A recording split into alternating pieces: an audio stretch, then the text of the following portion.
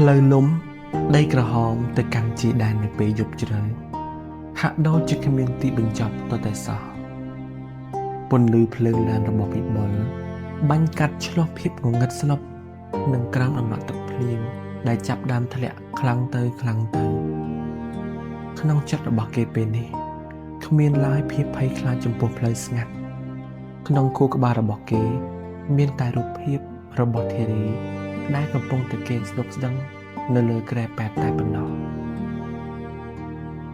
ធីរីត្រូវតែចាំបងឲ្យបានបងទៅដល់នៅហើយអូនកុំកាត់ឲ្យសោះវិបុលខ្សឹបតិចម្នាក់ឯងខណៈដែលដៃកំពុងតែក្តាប់ចង្កូតឡានយ៉ាងណែនរហូតឡើងសរសៃដៃគេនឹកឃើញដល់ពាក្យសម្ដីរបស់នាងកាលពីមុន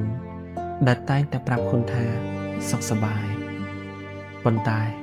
គេទើបតែបានយល់នៅពេលនេះថាខ្ញុំសុខសប្បាយរបស់នាងគឺមានន័យថាខ្ញុំកំពុងតែឈឺចាប់តែខ្ញុំមិនចង់ឲ្យអ្នកបារម្ភឡើយព្រឹកព្រលឹមម៉ោងប្រហែលជា 6 កន្លះព្រឹកវិបុលបានធ្វើដំណើរមកដល់មន្ទីរពេទ្យស្រុកគេបានរត់សម្ដៅទៅបន្ទប់សង្គ្រោះបន្ទាន់យ៉ាងប្រញាប់ប្រញាល់វិបុលបានឃើញបុរសម្នាក់ក្នុងឈុតជាគ្រូពេទ្យកំពុងដើរចេញពីបន្ទប់មួយបន្ទាប់មកគេក៏បានស្រវារត់ទៅសួរថាភក្តីធីរីយ៉ាងម៉េចហើយនាងនៅឯណាភក្តីសម្លឹងមើលមុខវិបុលដោយការភ្នែកស្ងប់ស្ងាត់រួចឆ្លើយយឺតខ្ញុំសុំទោសខ្ញុំពិតជាស្ដាយក្រោយខ្លាំងណាស់ដែលទុកសាច់រឿងមកដល់ដំណាក់កាលនេះខ្ញុំពិតជាមិនយល់ពីខ្លួនឯងទេហេតុអីបានជាខ្ញុំត្រូវលាក់រឿងនឹងមកដល់ពេលនេះវិបុល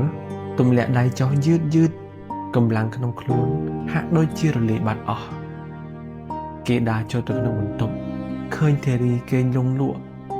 ទាំងដែលមានបំពង់អុកស៊ីសែនជាប់នឹងច្រមុះគេអង្គុយក្បែរនោះរួចលើកដៃមកកាន់ថ្នមដៃដែលធ្លាប់តែទន់ភ្លន់ពេលនេះប្រែជាត្រជាក់ស្រេតវិបុលយកកញ្ចប់អាវរងាដែលដាច់រហែកបន្តិចបន្តួចដោយសារតែភាពប្រញាប់ប្រញាល់មកដាក់ក្បែរខ្នើយរបស់នាង